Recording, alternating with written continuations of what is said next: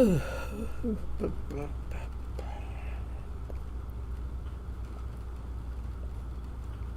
now we're good. Okay, and recording? Yes. Okay. All right. This time for sure. This is our either third or fourth try. I have forgotten how many we've tried. Thanks Naughty. Yeah. Equipment. Due Naughty to- equipment. due to technical difficulties, and we may well just blame this all on Tropical Storm Debbie. Yeah. I just learned today it's named Debbie. So But prior to our technical difficult interruptions, we already pray and God heard the prayer. So we'll continue on. But please accept our prayer by faith. yeah. But I'll try to reintroduce this opening section in just a minute. But I want to first thank Jessica for all her Thanks, work in Jessie. making this work. So this is August the 3rd, Stump the Stars Jewish style. And what I was saying in our, how should I put it, our false introduction or our scrubbed introduction was that Patrice and I were having a discussion in the car on our way down about topics or passages that are misinterpreted and therefore misunderstood, particularly with respect to the Jewish people, often causing negative stereotypes about the Jewish people, and sometimes, often, not just sometimes, often, they become a foundation for anti-Semitism. And we've dealt with some of these kinds of things in previous sessions, but I wanted Patrice to share with you that part of the discussion, so it connects with our ongoing sections on be careful of this particular understanding because it can lead to a misinterpretation, can lead to a stereotyping, can lead to anti-Jewish, and by Jewish I mean anti-Jewish people and anti-Jewish religion attitudes. So, having said that, I turn it to you. We have our best discussions in the car. One of the things, yes, we do have some best discussions in the car. These are topics we've talked about dealing with in a book on anti-Semitism, and we've been talking about this for several years. We've been talking about the importance of us probably doing a book on anti-Semitism. And so, but it's such a giant topic that it's hard to not just get your head around, it's hard to wrangle everything that should be talked about and choose the things that are most important or the least discussed to be talked about.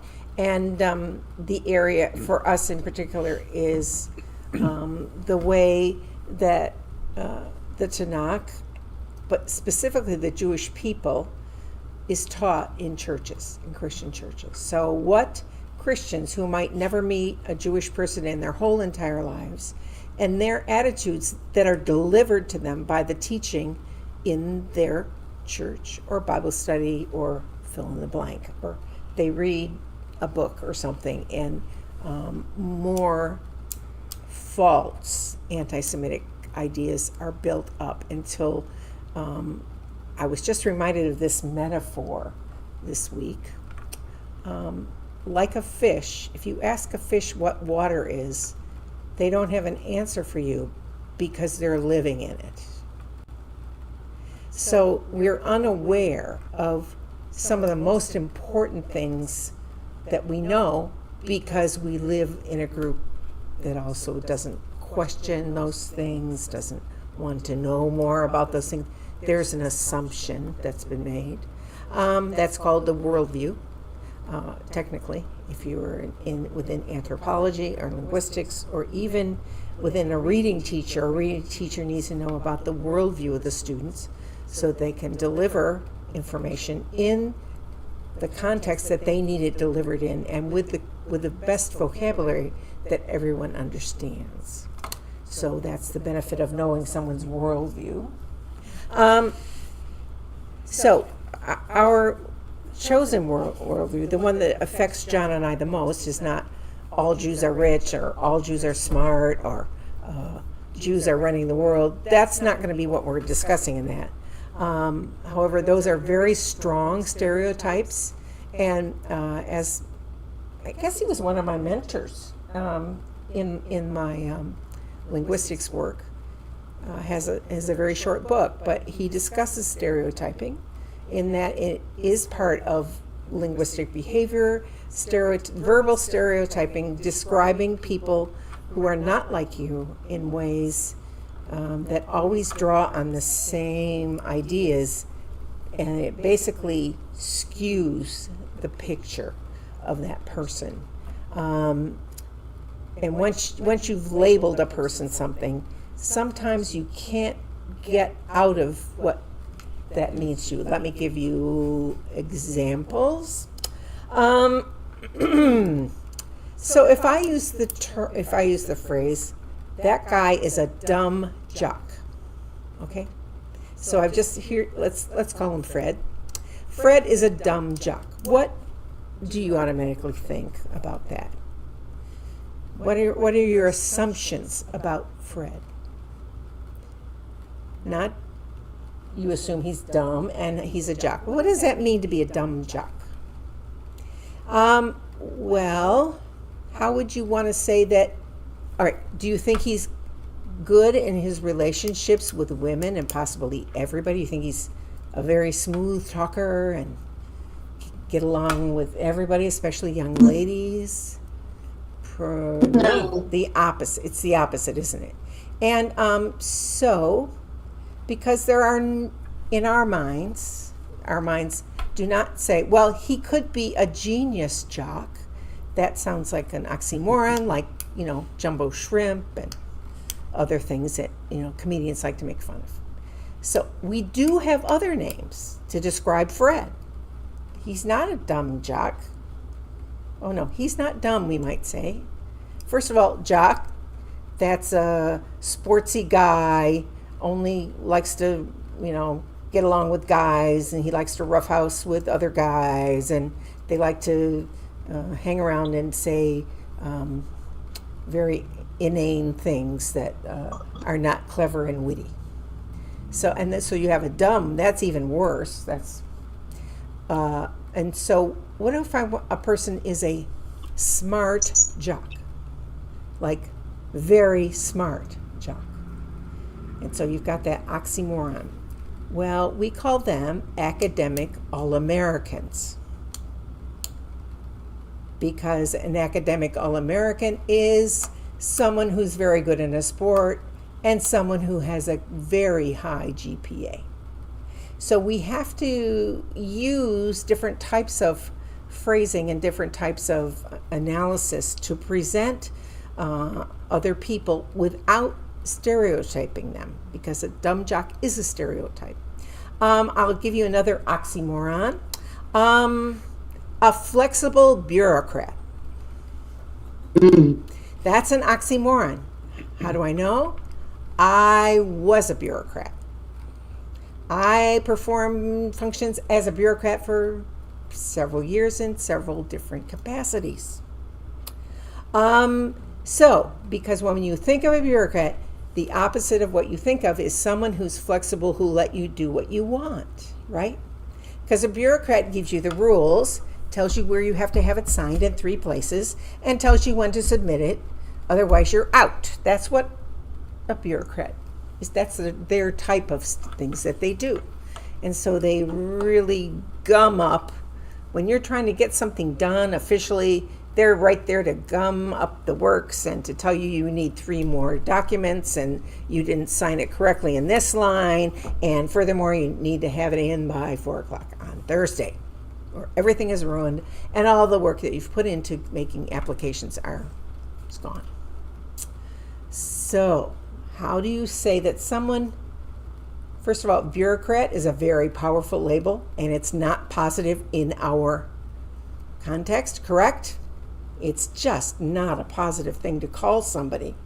I don't think anybody would be happy to be called a bureaucrat, no matter what your opinion is. But as you and I know, they're sort of necessary. You sort of need those gatekeepers. That's what they are. They're the gatekeepers to make sure that organizations do not just go into, there's piles of things here that somebody has to do and now we can't do them. So they are important, but to label somebody a bureaucrat is almost a dirty word. I'll tell you where it was a dirty word. It probably still is. In Russia, Russians have a mania about bureaucracy. They want you to go to 4 different offices to do one thing. They want you to see different government positions so that they can sign off and get permission and all that. So they love it. So they make more layers of permission than we do here in America. Okay, so I've given you a couple of examples of how we stereotype people. Unfortunately, I think I'll include you and I'll say we. We've seen this thousands of times with Christian theology and actual Christians, where they've been inculcated with negative opinions about Jewish people. It starts in teaching about Jewish people in Tanakh and interpreting various stories in the Tanakh. And then it's come all the way through the ages into today's world. So whenever people don't know Jewish people, or only know 1 or 2 Jewish people, then they don't have any clue as to, whether somebody's talking about a stereotype or somebody is talking because they have acquired knowledge that is accurate about that person or those people. So that's where we wanted to, or that's what I perceived that we would go into, so that we could get the fish able to describe what water is. And on that task, so it occurred to me, partially because of John's sermon last night, which was, why don't you tell them what your sermon was on last night? Well, the sermon was sort of 2-threaded from my perspective. One was, we're now at the end of the book of Numbers, so we're looking back over the wilderness experience that the people of Israel had. But then the second thread was I wanted to take a step back a couple weeks to the Parsha, the portion from a couple weeks ago, which was Balaam's talking donkey, which is a favorite subject of mine. And because we weren't here 2 weeks ago, I thought I'd take a step back in time, so to speak, and speak on that. And to look at the 4 blessings that Balaam, or Bilam as we know him from a Jewish perspective, pronounced instead of curses as he was paid to deliver him by Balak, the king of Moab. What was he? Yes, Yes, I think so. King of Moab. Okay, anyhow, so that's what it was on. And the wilderness experience is one of the things that is most frequently misunderstood as it relates to the Jewish people and the Jewish people's historical connections with God from the very beginnings of our nationhood. Because this, of course, is after the Passover and after we've left Egypt and are on our way to the land of Israel. So utilizing Balaam's 4 blessings, we reflected yet again on the wilderness experience being a literally a honeymoon walk with God by the Jewish people. That's how God describes it in the Haftarah portion from last week, from Jeremiah chapter 2, and the blessings of Bilam on the people of Israel reinforce the far more positive understanding of the wilderness experience. Yes, as a matter of fact, this whole idea that you read the verse about God considering the time in the wilderness with the Jewish people as being a honeymoon, it sort of blows people's minds, because that's never, I will say the word never, is how it's presented in any kind of sermons or Bible studies. The emphasis is always on the Jewish people blew it here. And then we come to the next story, and they blew it here. And they come to the next story, and they did the wrong thing here. And the next story, the wrong thing here. It's always emphasized that in every situation in the wilderness, they did the wrong thing. Number 2, it's always emphasized that they were wandering and confused. It's always presented that they were wandering around because they weren't following God. Except, what do we know when we think about it? What guided their wandering? Was it their own leaders going, we don't know whether we should go north or south, or it looks nice over there? That's the impression we're given of the leadership quality during the wilderness experience. It was not wandering. It's even the word prejudices our ideas about it. How and when did they go? They went during the day when they saw the cloud during the day, and at night. Sometimes they went at night. That's unusual. And when did they go at night? When they saw the pillar of fire in the sky. Now, as you pointed out in your sermon, which I had not consciously thought about, the vision is usually painted of the wilderness. They're wandering aimlessly. They are not obeying God or doing anything that God wants. In fact, they seem to be fighting against God, and they seem to be fighting against Moses. That's the broad stereotype I'm going to give of what you hear in an average church. But I think it's pretty accurate. And I lost my train of thought as what I was going to say next. He says, last night in the sermon, how many places did they stop while on this extended journey? How many places? 42. And how many years were they gone? Or actually, it's 38 and a half. Because the first year and a half, they were getting to Mount Sinai. At Mount Sinai, the covenant was renewed where they were God's people, God's chosen people, and they agreed to the covenant again there at the foot of Mount Sinai. Then becomes the time that's called the wanderings, which we're never going to call it that again. Because if you following God is called wandering, I hesitate to even think about what you're doing in everyday life. So back to, they only traveled less than once a year. Just over once a year. Just over. It's not like every 2 weeks they were bopping off to someplace they didn't. But that's the stereotype. That they're not listening to God. They're not doing anything that God wants them to do. They're making poor choices. They're saying stupid stuff. What the prime stupid stuff I can think of that really shocked me when I first heard it, I was like in college. So they were in the wilderness and the people were complaining because they didn't have onions and garlic. Have any of you ever heard about those stupid Jews were complaining that they didn't have onions and garlic back in Egypt?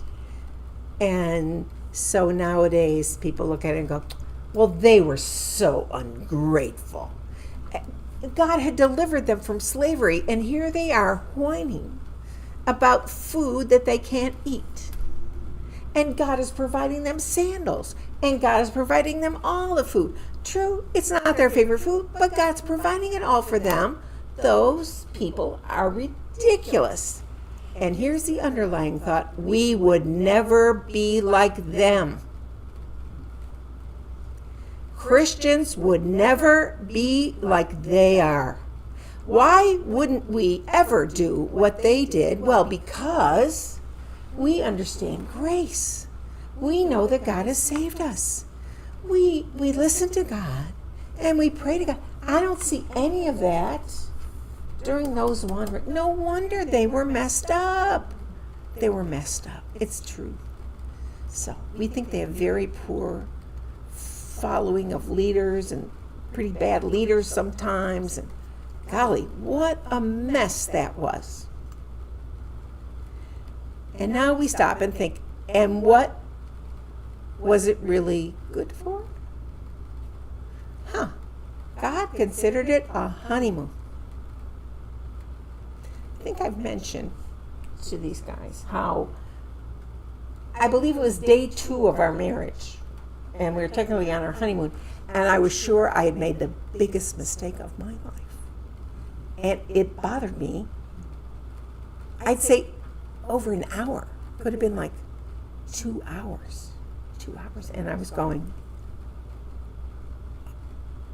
I can't handle this. So honeymoons are always depicted as kissy, kissy, huggy, huggy, oh, honey bunny. Yeah, in real life, I could take a secret survey about what was your opinion about your honeymoon, and I'm sure we would get some truths about how the honeymoon is a very difficult adjustment. It's a very difficult adjustment. And just because people choose to live together nowadays, I hear this, they choose to live together nowadays, it doesn't mean that they don't experience the same things. Anytime you get any kind of a roommate, you go to college, you get a roommate, you're in a job, you get a roommate, unless it's a brother or a sister, you're going, what the heck did they just do? And that is totally out of line. What were they thinking? This person is an idiot. I have to clean up after them because they don't do this. So you get my picture. We're really good at seeing that picture. So the honeymoon, is it a perfect time of hugging and kissing and lovey-dovey? Okay, sometimes. But sometimes it can be, what have I done? And a major adjustment into, ew, he does that with his toothbrush?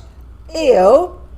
Which is not exactly positive experience. But if we're going to see the honeymoon period of the wilderness experience, we have to see adjustments because the wife, remember, in that culture, we're going to talk about that culture, the wife is taken from her parents' home and taken to the house that the husband has prepared.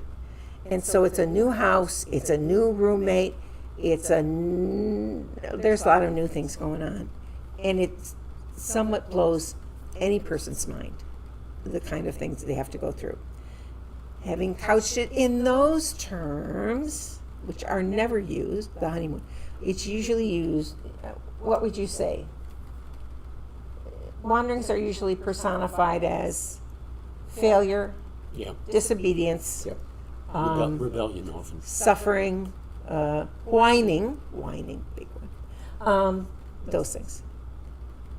We would literally have to change our consideration of what the wilderness experience was, what it was intended to do, and to focus on what was God's intent in having the people experience all these things.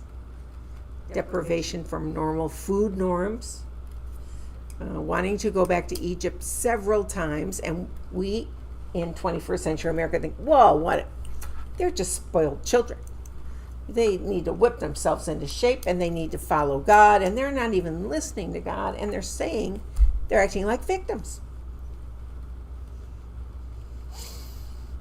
Anything else from your sermon last night? A couple times I went, I have never thought about it like that. But that's another good, important point about not just why the wilderness can be explained, but why it was a good, important thing to happen. Just to add the detail, I mentioned that the Haftarah portion, I don't know if I mentioned what the text was. The text actually is the first couple verses of Jeremiah 2 that give you God's perspective of this wilderness walk, or this honeymoon wilderness walk, or honeymoon wilderness journey with God. And that was God's perspective of the situation. It was a very positive perspective of the situation. The other thing is, so you can mention these other areas. Mm-hmm. That is just one of the examples of misunderstanding or misinterpreting something that's found in the biblical text, or that's found as part of Jewish history, and therefore, having been misread, misleads us, or misleads people as to how they view the Jewish people today. Not just how we think of them back then, but then how do we see, oh, here comes Joe up the street, and what is he going to be like? And there are some other examples that we talked about in the card, which you've jotted down, so feel free to. Yes. So another one of the big areas. Oh, I will say, we're not going to answer all these, but just point out what the areas are tonight. In the book, we would unwrap these, and we have done so in other venues. Another big area that is so ingrained in the teaching that you can't separate it is Jacob is a guy to be commended. He did nothing wrong as a young man. In fact, God kept commending him for what he was doing, because it's the opposite is taught, not just in Christian circles, but in Jewish circles. Yeah. They will say only bad things about Jacob as a young man and call him a cheater and a liar and precipitate those ideas. And John goes into a long time of that in one of his courses, reinterpreting Jacob. Reinterpreting meaning looking at other passages and looking at other ideas in Jacob's world to explain that his behavior was okay. This was okay. What he did was okay, according to his time period. And then as a go ahead. And according to the biblical text and description, which I mentioned briefly last night, but mention often when we deal with the story, God describes him in the biblical text as Ish Tam, perfect or blameless person. A complete person is another way of another definition of Ish Tam. And that's especially because was his brother an Ish Tam? No. He was a selfish kind of dumb jock, it seems to me. Except his sport was hunting. His sport was hunting, and that's all he cared about. And according to the text, at that point in his life, it's all Isaac cared about too. Isaac liked the hunting thing. And Isaac was proud of that son, and he was happy to eat all the food that was provided for him. But Jacob is a big, I'm going to call him a bugaboo, because his actual motivations are left slandered or unexplained. What was his motivation? What was he trying to do except grab and steal and be rich? Because that's usually the position. He was selfish. And as a subset of Jacob is misunderstanding Joseph. Joseph is very much misunderstood by a lot of people. I don't know the percentage of people, but is often portrayed as, well, he was just a snotty guy, and he said mean things about his brothers. No wonder they packed him up and sold him into slavery. And so there are a lot of things about Joseph's life that he is seen as being totally deserving of any punishment he gets in the future life. I'm going to pause there for a second. I'm going to make a note of it when I stop talking. In what way do we, as human beings, are we right to see that, boy, we can't wait until that person gets punished? Is that really a godly way of looking at anybody? Even people that we personally have known that have said horrible things about us personally, or we feel have stolen things from us, or have gotten on the good side of people, but other people we never get on the good side of, and so we really are angry with that person, and boy, we can't wait until they get their comeuppance. I don't think these are godly ideas. I really don't. I don't, even though God is intending on making everything fair in the long run, and that'd be capital I, capital T, capital L, capital R, in the long run.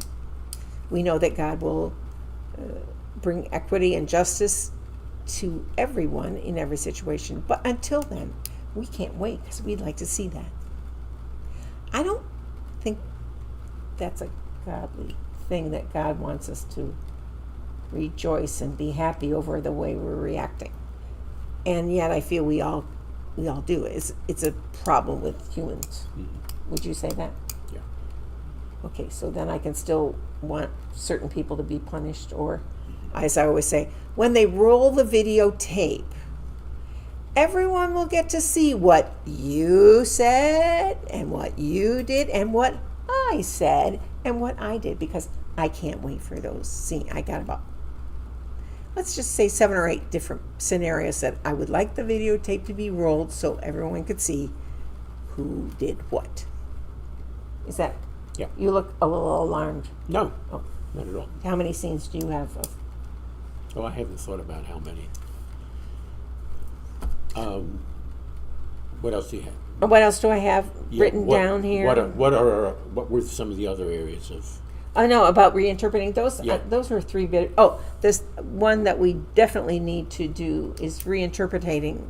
Yeah, reinterpreting. My brain is going. Reinterpreting the Jewish people rejected Yeshua. Right. Because that's pretty well permeated everywhere. And there are reasons why it's permeated everywhere. I think because, believers today look at Bible stories and we make very strong judgments on them. We make very strong judgments on the people in the stories in the Tanakh. And oftentimes we say, well, they didn't, and then we fill in the blank with something that was revealed in the Newer Testament. We can't judge them by New Testament standards, in other words, the procedure of the Jewish people through the centuries, and then blame the people in the Tanakh for not following things that were made very clear later on.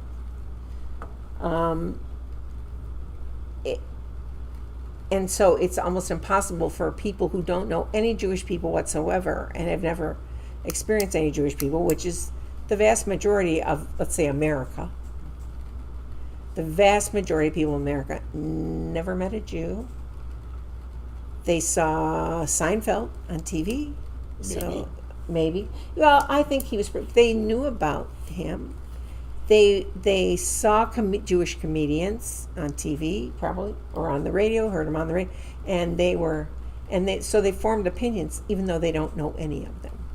And I didn't know where I was going to go with that, but I think it's important for us in the 21st century to be able to step outside ourselves for a few minutes and see these stories in a different light. In other words, to be able to do a little evaluation of them compared to their own standards rather than the standards that we have in this day and age. Is that fair enough to say? That's fair enough.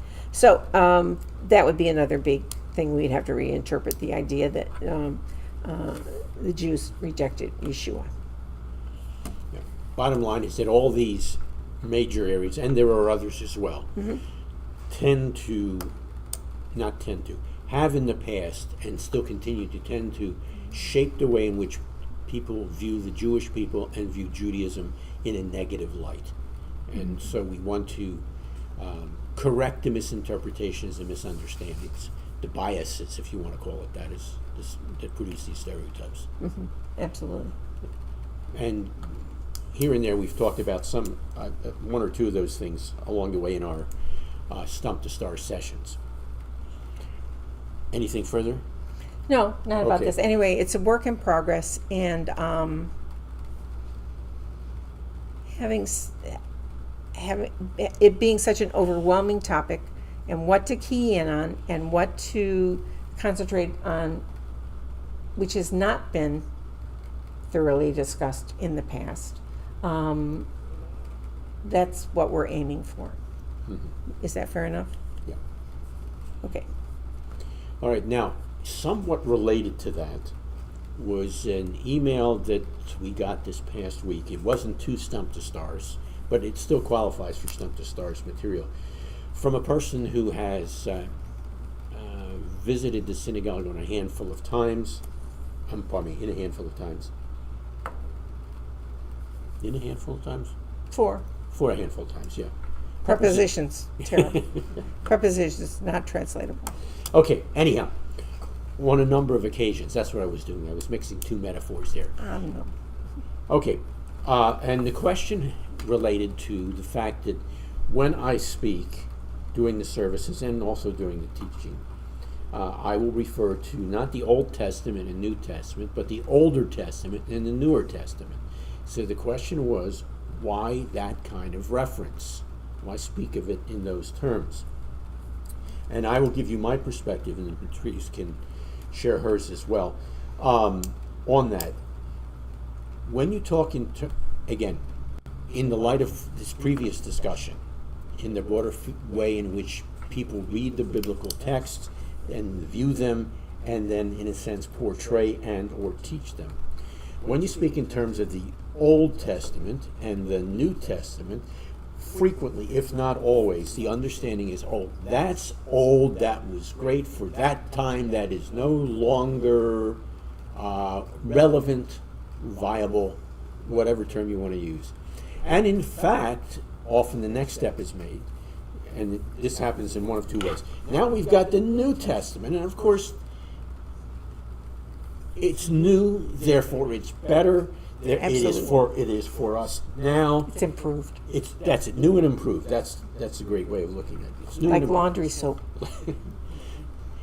And often coming with that is not only that this is newer and better, but that the new has totally replaced the old. The old is out, the new is in. That's how often these terms are understood as, and problematically, with respect to referring to the Old Testament and the New Testament. Many, many years ago, and I think it's now decades ago, having wrestled with this in my mind, I started referring to the two halves of Scripture. At least was not the only way to refer to it, but since this was what the question is related to, as the Older Testament and the Newer Testament. Because what that does, or what it should communicate, is that there is a connection between the two. This is the older part, this is the newer part, they're part of the same package. So it isn't that the new replaces the old, but that there is an older part and a newer part. And in ancient Near Eastern society, therefore Jewish society and worldview, and to some degree even today, when we view things from a positive perspective as something that's older, therefore it has a longer track record. More reliable. Yes, more reliable. It has proven itself. And the newer then builds on that and continues that, and in fact is, and I've got to be careful what terms I use here, because a lot of these terms are loaded anytime you use them, is the newer is the present rendition of what the older is. And it's newer because it's the present rendition, not as opposed to, but built on the past rendition. I don't know if I want to say anything more about the terms older and newer, but that's to give a perspective as to the use of it. So it lends greater weight and authority to the Older Testament than when we say it's the old, and it then puts the New Testament, now the Newer Testament, into the framework and foundation of the older. And as we interpret the Scriptures, that should impact the way in which we interpret the Scriptures. So we don't read the New Testament into the Old Testament, but rather we read the newer Testament in light of the Older Testament. So the direction is different. Instead of taking the new and reading it back into the old, we now draw from the older and see how it shapes and forms and impacts the newer. and the newer is being presented against the background and incorporating the older. There was one other thing I was going to say. Oh, yes. Before I move into a related tangent, but that helps us out, do you want to say anything further about that? Well, what came to my mind was if we use a parallel example of a metaphor, because Okay. older and newer are metaphors, really, of descriptors of something.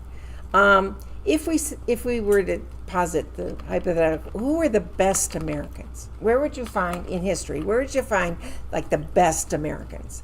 And I would say outside of the best generation, which was a metaphor about the World War II generation, I would say that people would turn to the first Americans, the people who founded America. Just to give an example, as soon as you said that, two people popped into my mind. The best Americans? Yes, George Washington and Abraham Lincoln.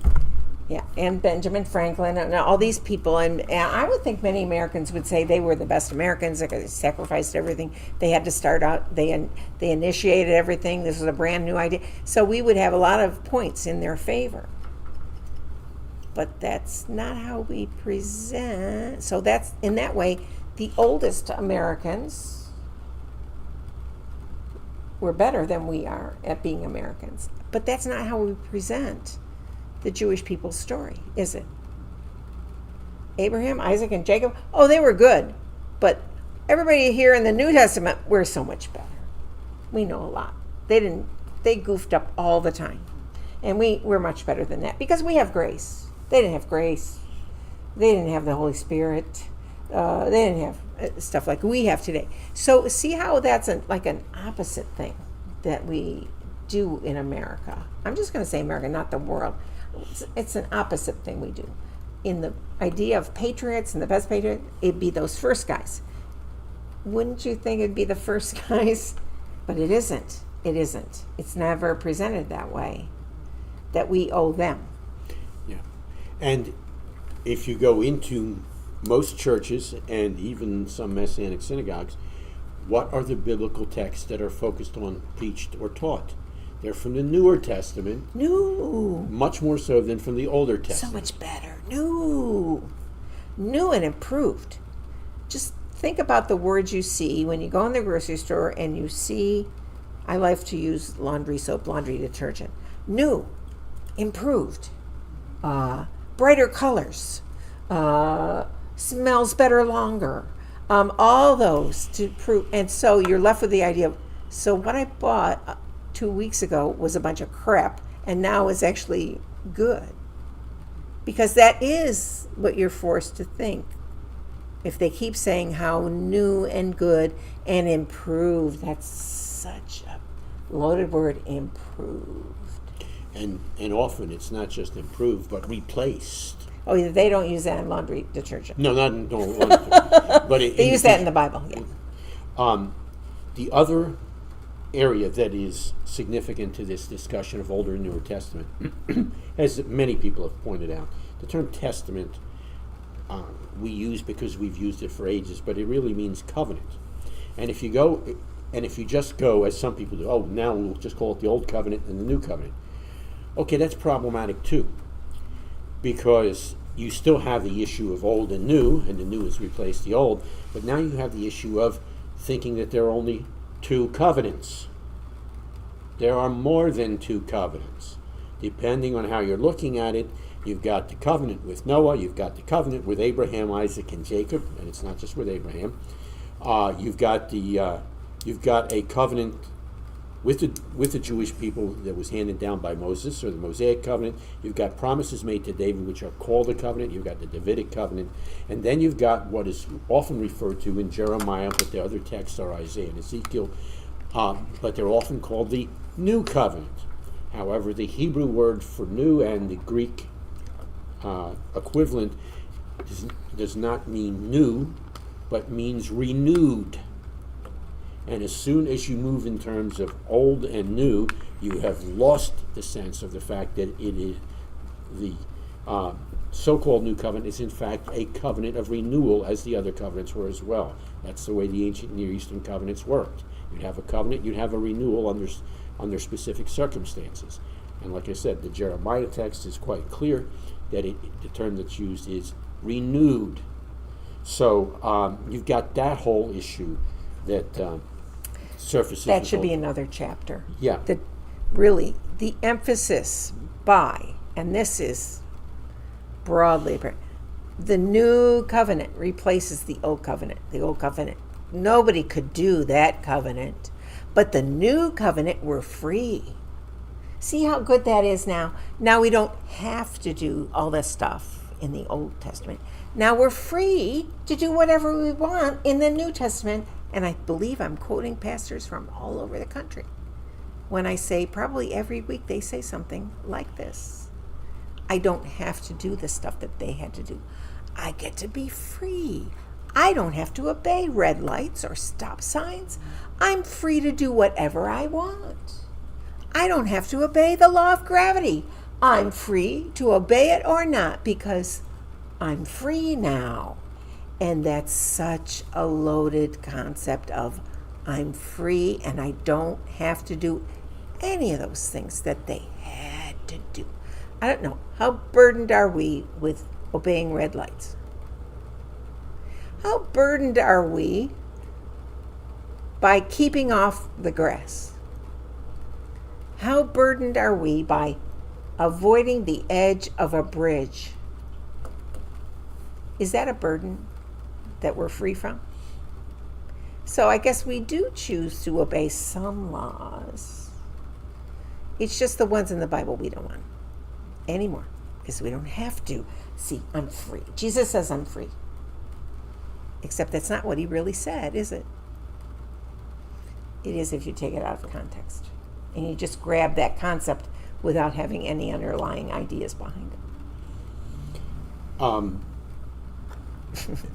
And again, the two words, both old and new, and then renewed as opposed to new, the way in which they're used emphasize distinction rather than connection. When we talk in terms of Older and Newer Testament, there's a greater sense of connection. When we understand that the so-called New Covenant is in fact a renewed covenant, once again you're talking about connection, not distinction. One builds on the other, and as you are probably well aware, if you build on something that's a poor foundation, then the structure you're going to build is unstable and dangerous. Well, I was going to get to that. If you have a New Testament without the foundation and framework of the Old, then that's what you're going to get. You're going to get to the analogy that Yeshua gave of the house built on sand as opposed to the house built on rock. So all of that is part of the context for our use of Older and Newer Testaments as opposed to Old and New, and even Old and New Covenant. Is there more that we need to say about that? Well, just people, Christians oftentimes are so in love with this concept. We're free. Yeshua has made us free. And now all the older covenants, we don't have to worry about them because we have the new covenant. And the new covenant is the only one we have to obey, I guess, or consider valid. Because there's if you don't include the concept of renewal as part of the Hebrew word new, it isn't just brand new, it's also the same thing but renewed or updated, sort of like software. Where we have the original program, but then you have to update it because we have new circumstances now, new things have been developed. And I think if we presented possibly the older and the newer like that, not that we get rid of the program. See, under today's we get rid of the program, but we just get the update. Mm-hmm.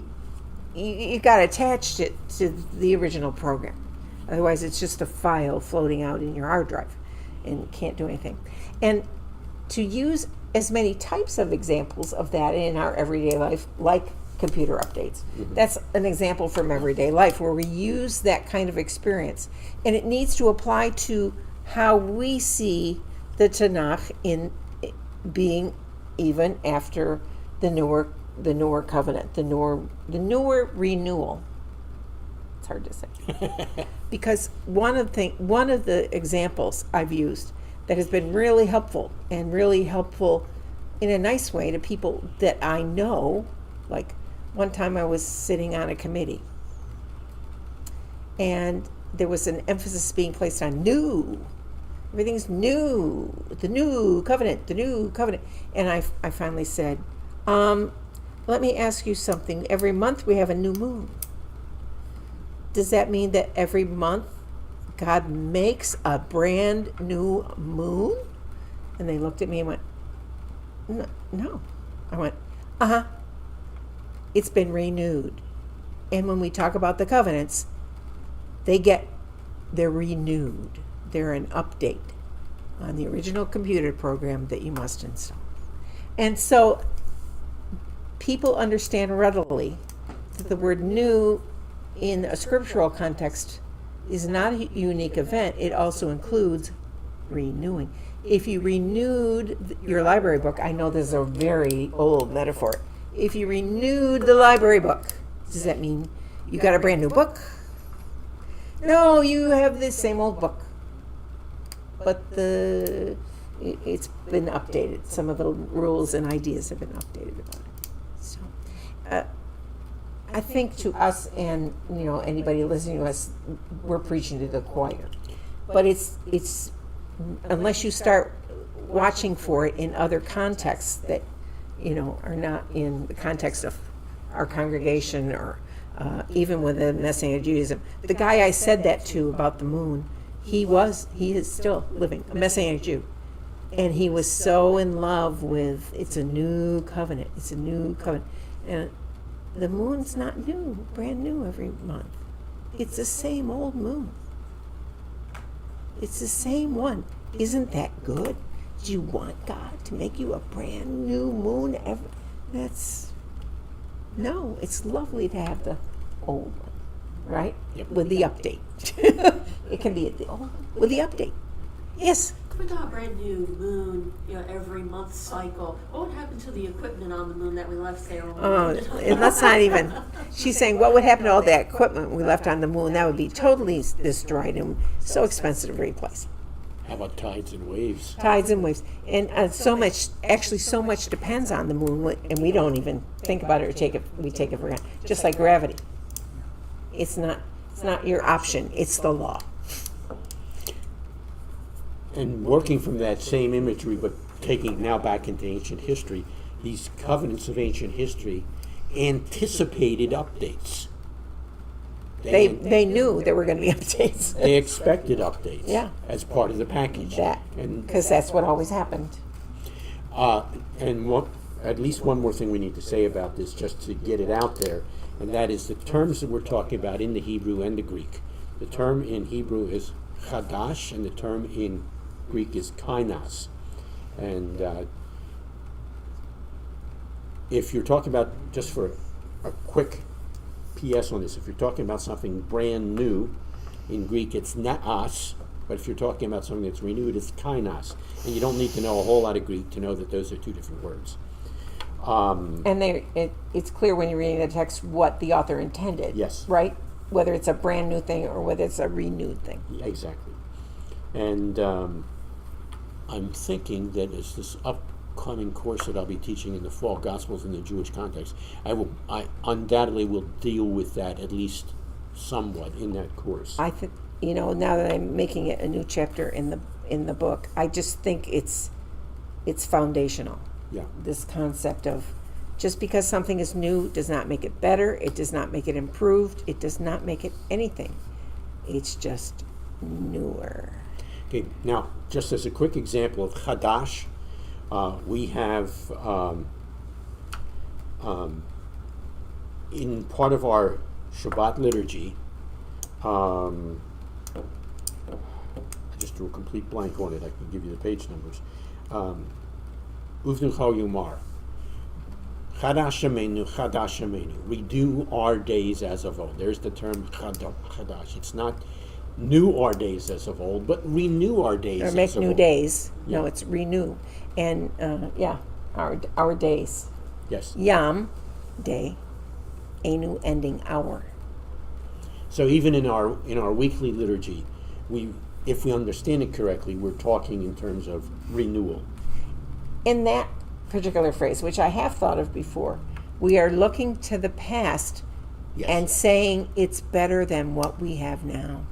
Exactly. I was going to. And Americans have a very big, we don't normally do that. We just don't normally do it. It's always newer is better, newer is better. And that's exactly what that request is in the liturgy. Make us now like it was of old, and ultimately, the ultimate rabbinic understanding of that is take us back to Gan Eden, Garden of Eden. And this time we won't blow it? Is And that so we will- yeah. the assumption Back- is this time we will not. Back to the very good that it was as God It describes was the perfect. beginning. It was perfect. Yeah, it was perfect. Tov Ma'od. Right? Isn't that what the... Mitsuyan, excellent. No, but no, I'm talking what the text actually says. Yeah, It Tov just- Ma'od. Tov Ma'od. Very good. It was very, God said it was very good. Okay, well, we've wandered in and out of a number of things. Very philosophical, haven't we been? Very No, philosophical. that has sort of a negative. Very conceptual. Conceptual. You like is that? No, I think philosophical No. is not totally negative, No. but conceptual. Much Like- more, Current.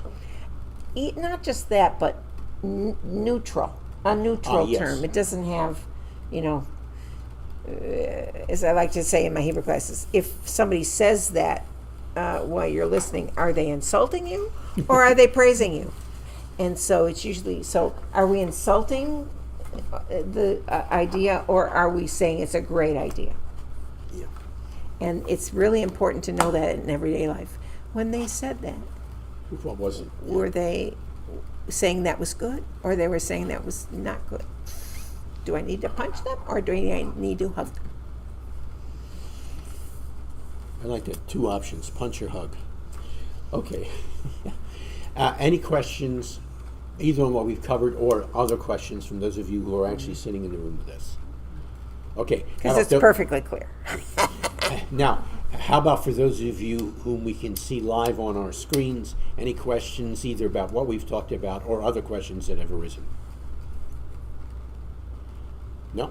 All right, then I have one last question is, when's the next Stump the Stars? Are we done already? I think we are. I looked at the clock on We spent the whole time on our conceptual book. No, we talked about older and newer.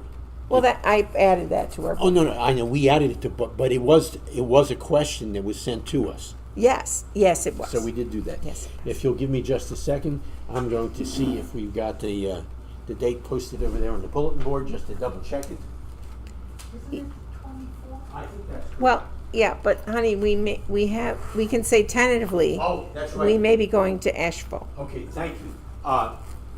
The one is tentatively scheduled for the 24th, but there is a fairly strong likelihood that we will be visiting family in Asheville on that weekend. So, Plus cooler. plus cooler. So in other words, stay tuned. Yeah.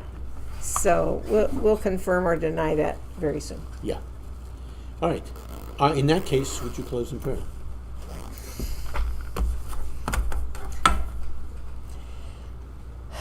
Heavenly Father, you are a great God, and it is a privilege to serve you. We thank you that we've had this time to reflect and integrate and understand these weightier matters of the law, these things that are very important for our correctly having understanding you and your operations in our world. We thank you and praise you, Father, that you've given us so many things to learn, that in our whole life we never stop learning anything. And so I pray that you would continue to show us your will. I pray that you continue to help us see in your word things that we can incorporate into our lives. Thank you for this ability in your gifting of us to continue to walk in your ways. please be with our families and loved ones as we continue to follow you day by day. Thank you. In Yeshua's name. Amen. Amen. And we will see you I all. didn't have a question, but I did have a comment. Okay. Well, first of all, commercial. Dr. Fisher covers so much of this in his classes, and it's wonderful because it's so helpful to be able to explain a lot of this to my Christian friends. But not only does it affect the Jewish people, the concept of the wilderness made a big difference for me. Your explanation of that, when I shattered my shoulder last year, Oh, yeah. the Lord said, I will be with you in your pain. And the idea that he was with me, just like he was with the people in the wilderness, meant all the world to me. It made it so much easier to deal with all of the pain and then subsequent surgery and everything. So I really thank you for that teaching. It's so important to really understand that wilderness and being in the presence of God. I mean, it's just, wow, it was mind-blowing, and I appreciate it very much. Well, thank you. Thank you. Yeah. And since others will be paying attention to this, hopefully, after tonight, we'll throw out the commercial. Feel free to take courses from us at St. Petersburg Seminary and Yeshiva.